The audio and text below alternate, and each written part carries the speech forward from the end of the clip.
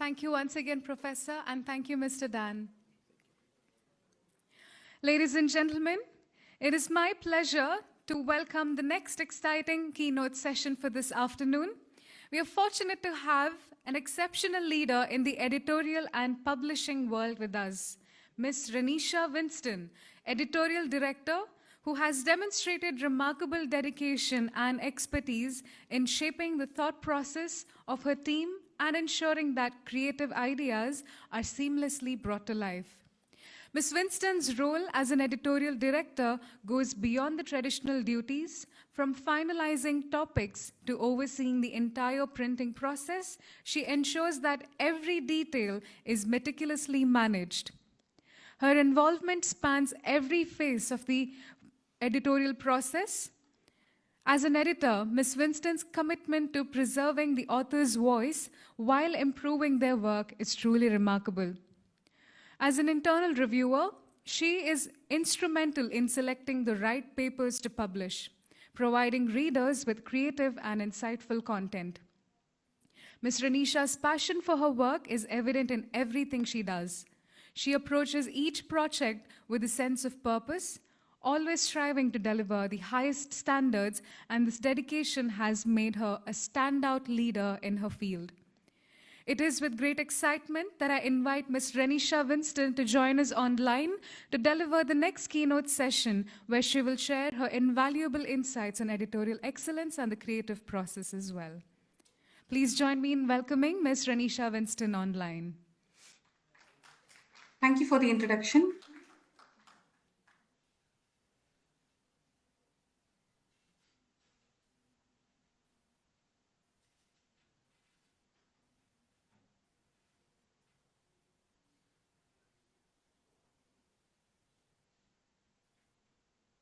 Good afternoon, ladies and gentlemen.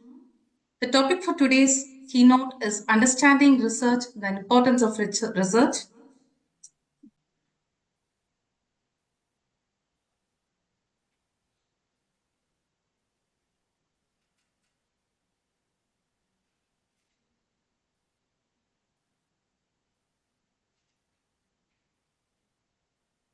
So, understanding research and the importance of research.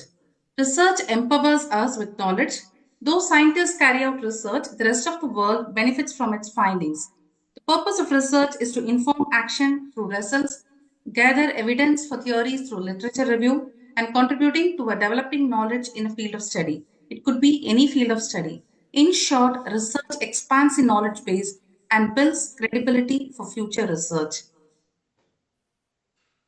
So, challenges in academic publishing. With the increase in journals over the recent past and new models of publishing, such as open access, researchers are at a crossroad over selecting the right journals for publishing the research. There are also many other challenges that are plaguing the industry and that are questioning the credibility of academic publishing. This session will delve into the challenges of academic publishing and the future ahead. So, open access journals. Let me give you a brief history of open access journals. Why open access journals came into existence. Open access journals were seen as a substitute for traditional print and subscription based journals. So, open access journals, the pioneers were PLOS and Biomed, and open access journals came into existence by the early 2000s. But nowadays, open access journals has become the rising trend. So, open access journals and predatory journals. All open access journals are not predatory, but most or all of the predatory journals are open access. So, that puts the onus on open access, like, and differentiating between a predatory journal and an open access journal. So, then coming hijack journals. So, hijack journals are journals which are hijacked under a different name. Like this is initially caused by journals which are indexed. So, like if a journal is indexed and it has a high value, so some perpetuators take these journals as hijack journals and they create a pseudo website and have this journal as a hijack journal. So the researchers are lured into publishing in such hijack journals. Also, cloned journals take the name of traditional journals which are indexed in good databases. They take the names of these journals, but they are not the original journals. So they are called clone journals. So predatory journals and pseudoscience are really plaguing the society nowadays. And finally, the publishing fee. Is it a new normal?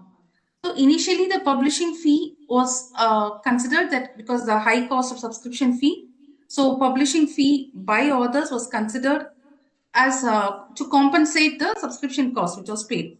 But now the publishing fee is increasing to very high levels. So is it becoming a new normal? So how do we differentiate between open access journals, predatory journals, hijack journals, clone journals? I have listed few links.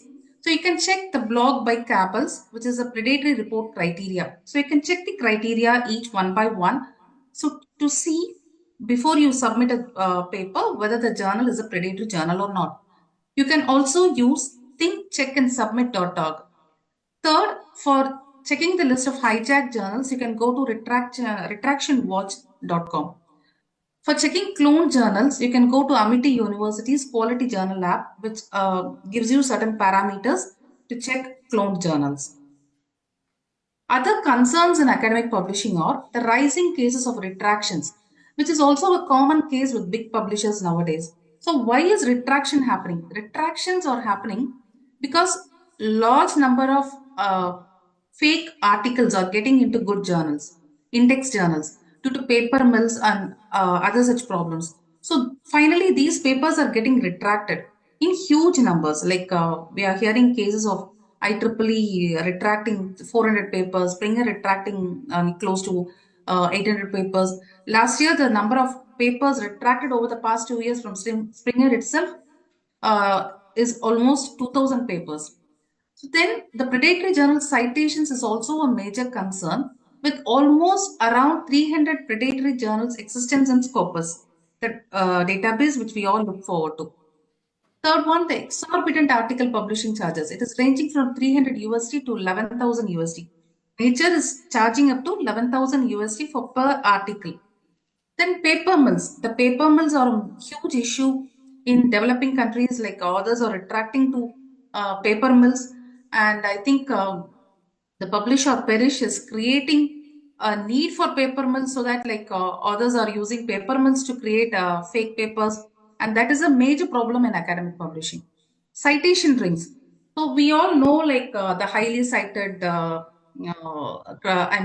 importance of a paper.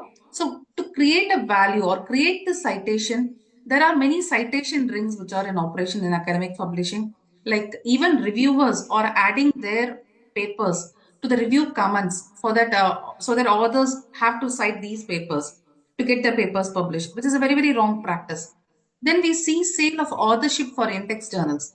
So there are many index journals which are even openly calling for authorships after the paper is published. So which is a very wrong practice. Then we have peer review rings.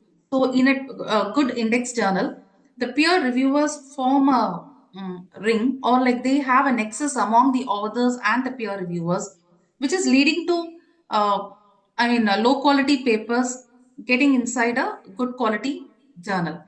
So which is almost leading to a nexus between the authors and the editors through peer review rings. Then we have the limited readability and life cycle of an article. 90% of the articles are read only by the authors, reviewers, and editors, which is a sad state of affairs.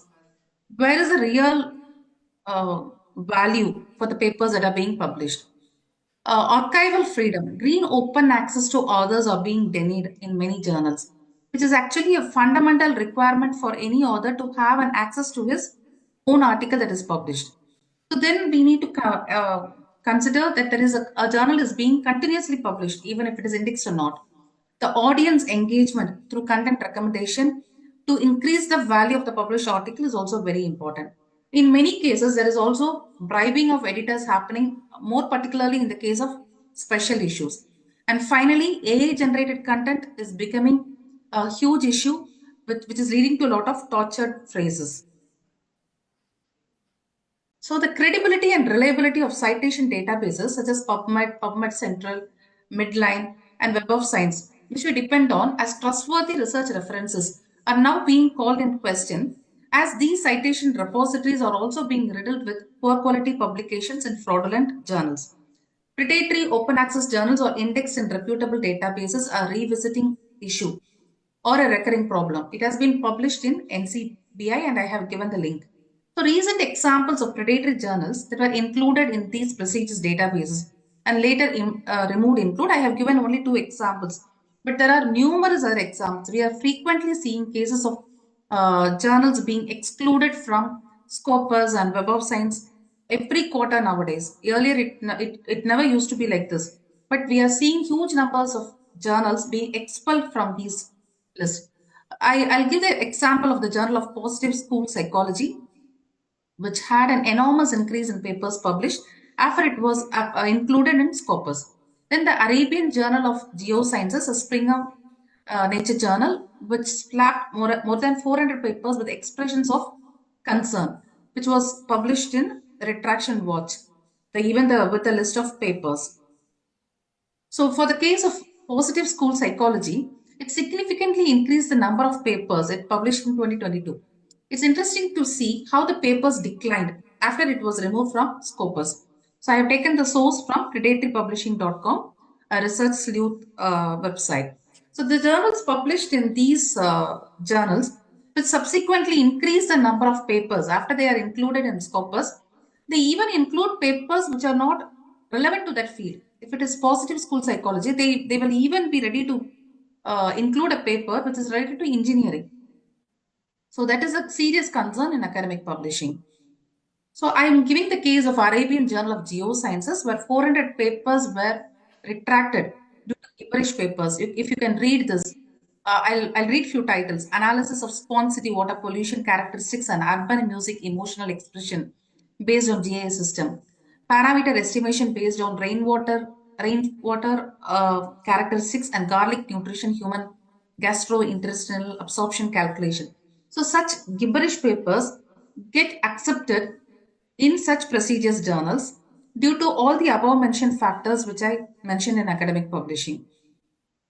So other concerns in academic publishing are there is a prevalence of potentially predatory publishing in Scopus at the country level, where I have given the link of the article. So with the publication concerns, there are around 239 journals, and active potentially predatory journals are 193, and inactive potentially predatory journals are around 101. So the number of journals worldwide. So amidst all this clutter in academic publishing, so how do, as researchers, you select the right journals for publishing your research is very, very important. So I'll give you a few pointers. So the number of journals worldwide as per indexing sites. Web of Science or Clarivate is covering around 22,619 journals. Scopus is covering around 46,000 journals, out of which 28,300 are active journals. Directory of Open Access Journals is covering around 21,300 journals, but it covers only open access journals.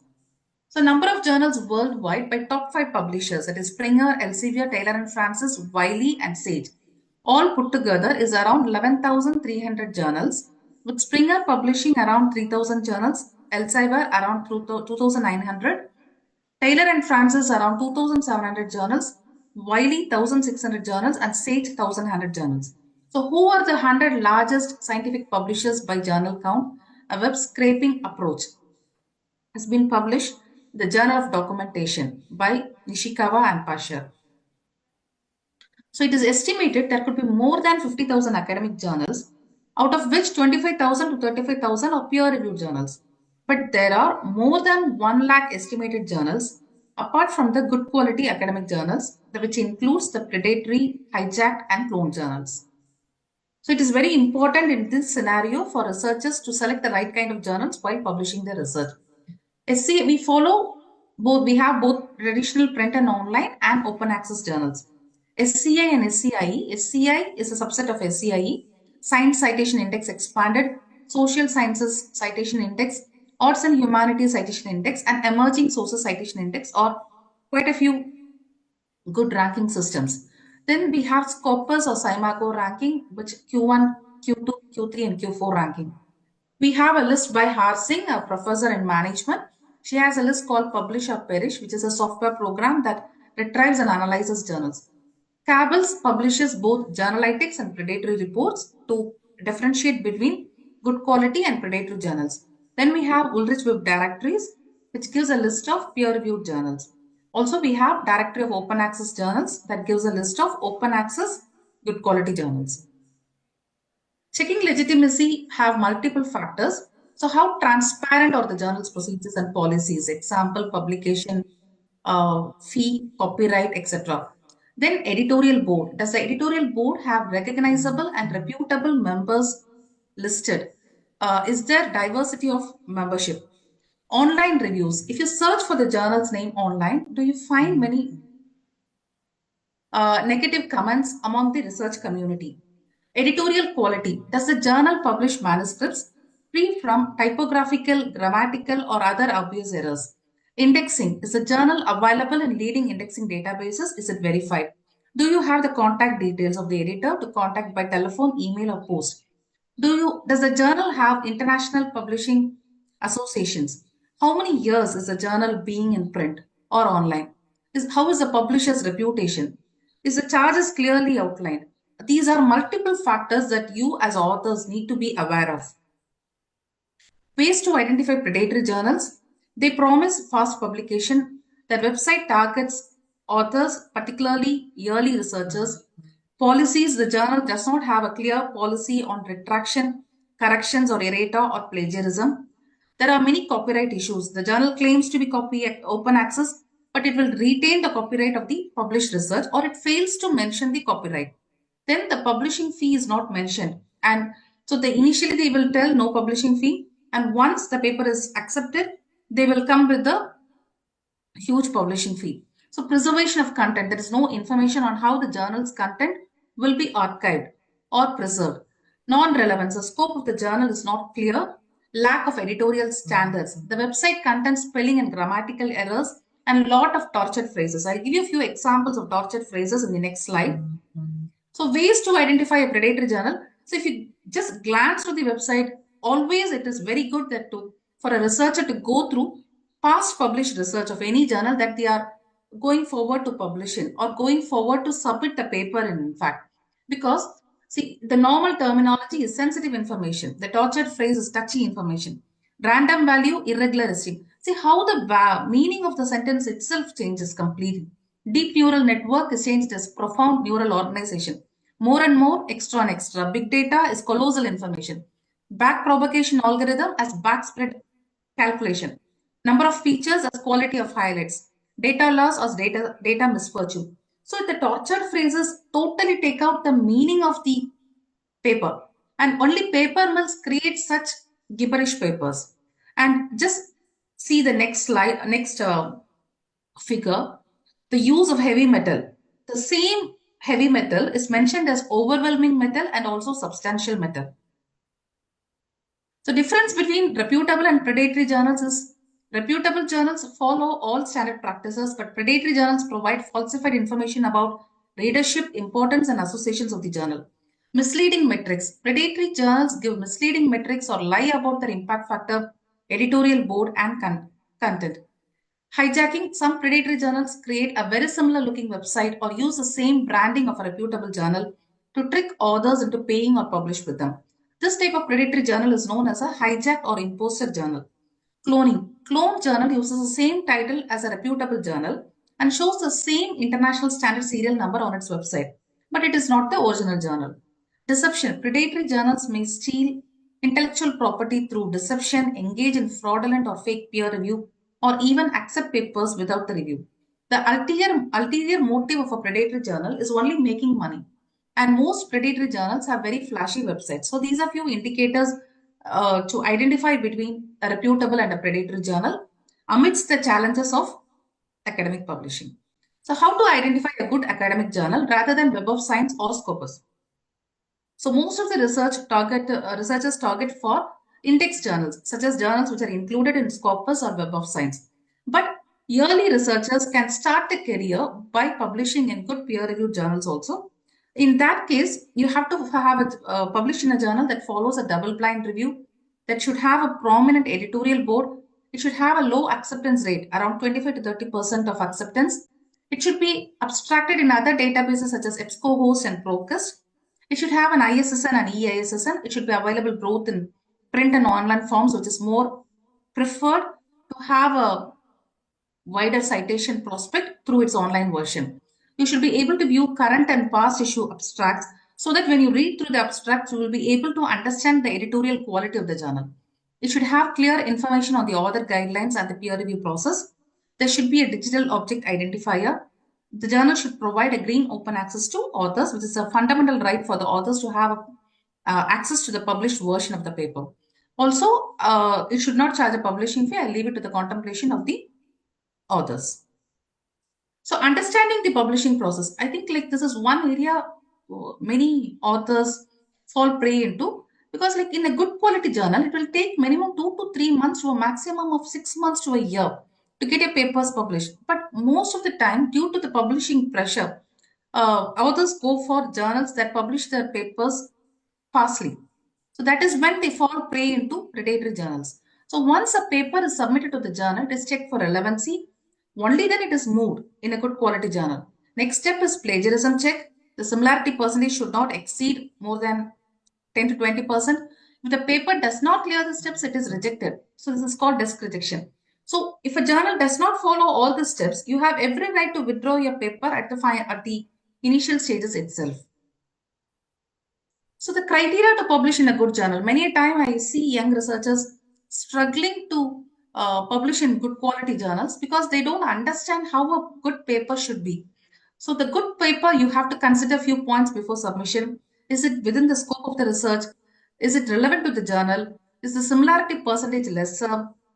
Is the reference citation following the journal's norms? Is the structure and presentation followed correctly, like title, abstract, keywords, introduction, literature review, research method, results, discussion, conclusion, the reference citation, figures and tables, and acknowledgement. So what is the research base? Are you clearly highlighting the research base or the research gap? Are you highlighting the research importance? Are you highlighting the research outcome?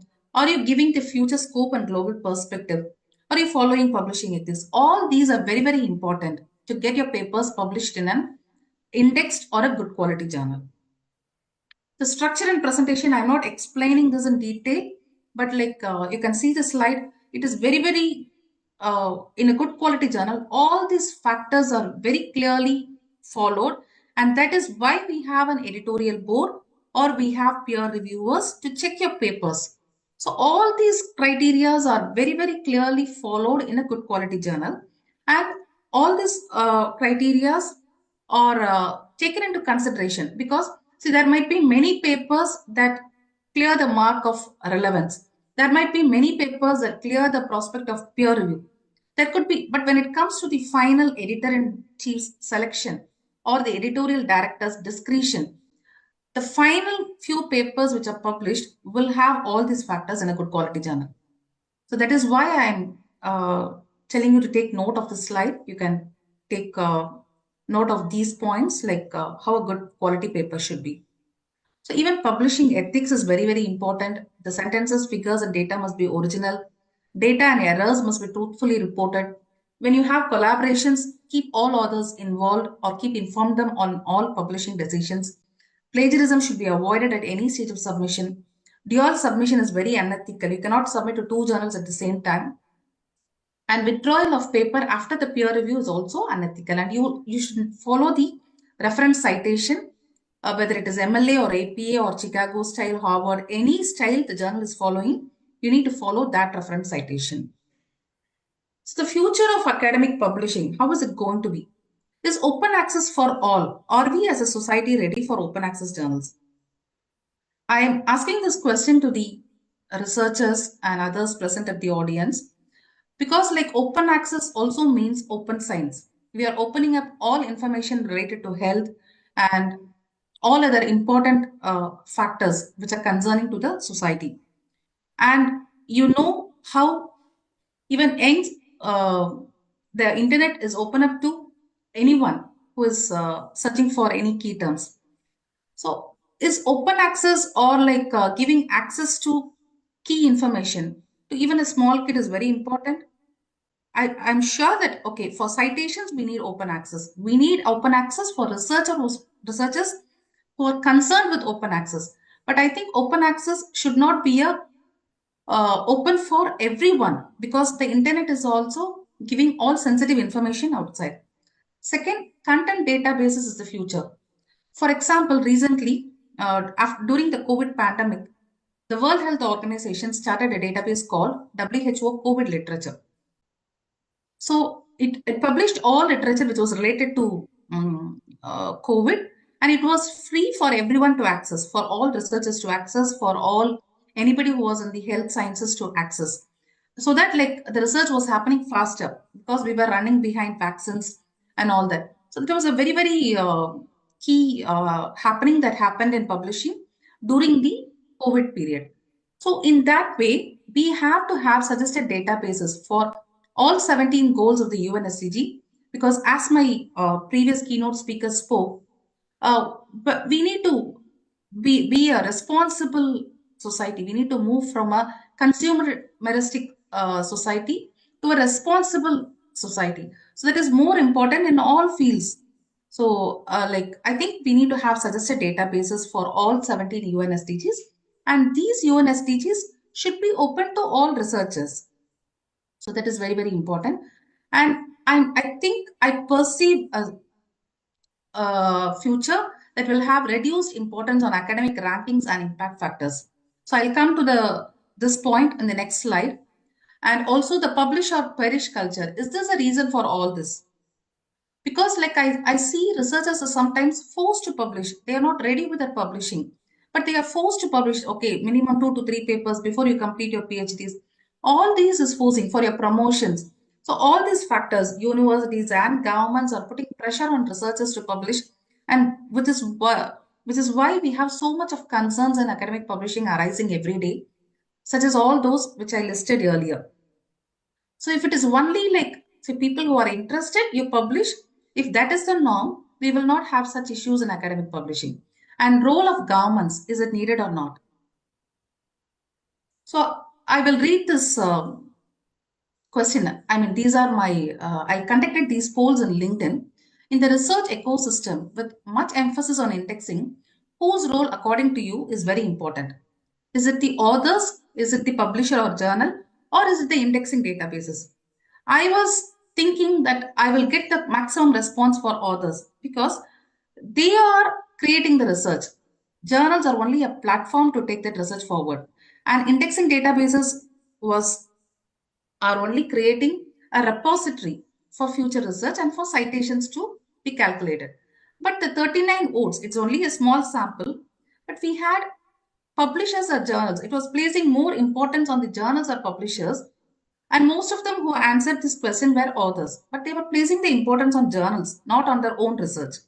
So the second poll is a journal's credibility is built by authors or an author's credibility is built by journals. This poll was conducted 2 years ago, and journal credibility by authors was 53%. That is, a journal's credibility is always built upon by the authors who publish in it. If we have a Nobel laureate who is publishing in a journal, the journal's credibility immediately increases. It's not an author's credibility is increased by the journal. It is only always secondary. So it's always like I just wanted to tell this poll to you in this forum. But as researchers, you need to take pride in your work and do quality work to create something sustainable and that can be life-changing for humanity. The role of governments. In India recently, the UGC CARE list was scrapped. The UGC CARE list had both Annexure 1 and Annexure 2. That is, Annexure 1 was following all the Web of Science and Scopus journals. And Annexure 2, the UGC had a separate criteria to include few journals. But after so many complaints that UGC CARE was not functioning properly, the UGC CARE list was scrapped, and now there is a lot of decentralization, and universities have been given the responsibility to have the right journals according to the subject factors. Based on the subject, they can have their own list. So this is a major happening that had happened in India recently. In Finland has downgraded MDPI, Frontier, and Hindawi journals from its national database. But Germany has a national agreement with NDPI for over 100 universities. Malaysia's Ministry of Universities blacklisted MDPI, Hindawi, and Frontier journals. The European Union has been a strong advocate for open access always. In US, the federal agencies like the National Institutes of Health have strong open access policies. In developing nations, they have challenges with open access due to high publishing fee in open access journals. So it was a post that I had published in LinkedIn a year ago. So the publishing requirements for promotions is leading to the mushrooming of predatory and pay and publish culture in India. So when I say India, you can take it with any country because it is common throughout the world. The earlier UGC CARE approved journals was started with a mighty vision, but subsequently watered down due to predatory journals getting in. So this is happening in even the good ranking indexing databases like Web of Science or Scopus. We are having predatory journals getting in. Then, like, what is the importance of these databases? The process was not transparent, and finally it was scraped in haste. The UGC CARE. The current UGC CARE only indirectly promotes the Western journals and endorses Web of Science and Scopus listed journals in Annexure 2. If you watch the updated list every quarterly, they add journals in Annexure 1, which are only relevant to the Indian context and languages. I think like this is also a common problem in many countries. Like as I said, I have listed below. In Finland, you have more emphasis on Finnish journals. In Norway, you have more emphasis on journals where researchers have published. So governments are also indirectly contributing to the confusion in academic publishing. So the governments worldwide lack the vision and direction to take the research forward. And it has been indirectly causing researchers to publish in index journals with high publishing fee. If index journals are free from issues grappling the academic publishing industry, certain governments endorsing journals is acceptable, but the reality is high level of retractions, references sneaking, citation manipulation, sale of authorship, and paper mills. So researchers from all developing countries, including India, Middle East, and even worldwide, are resorting to such unethical practices, mainly fueled by reasons leading to promotions, university rankings, etc. So all these are boiling down to few key criterias, rankings, promotions, acceptance by other researchers in their field, etc.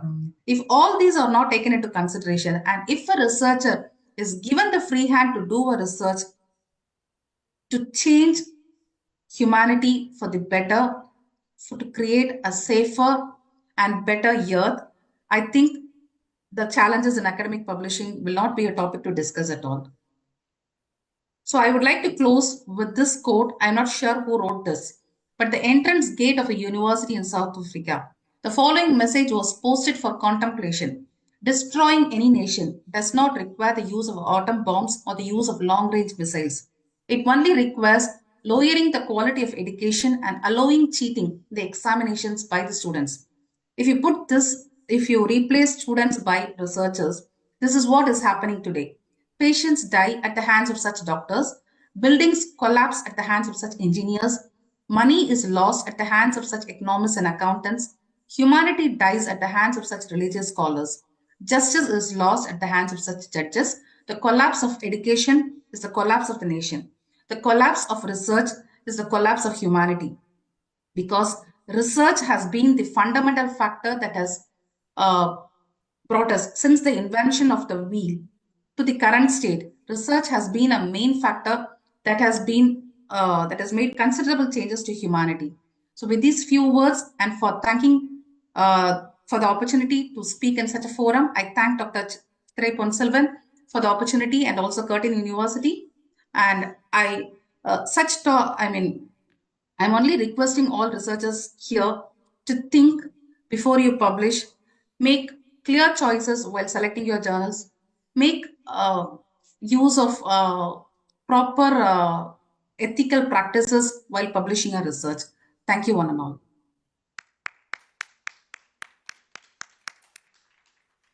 On behalf of Curtin University, Ms. Ranisha, we thank you for your time and for this wonderful session as well.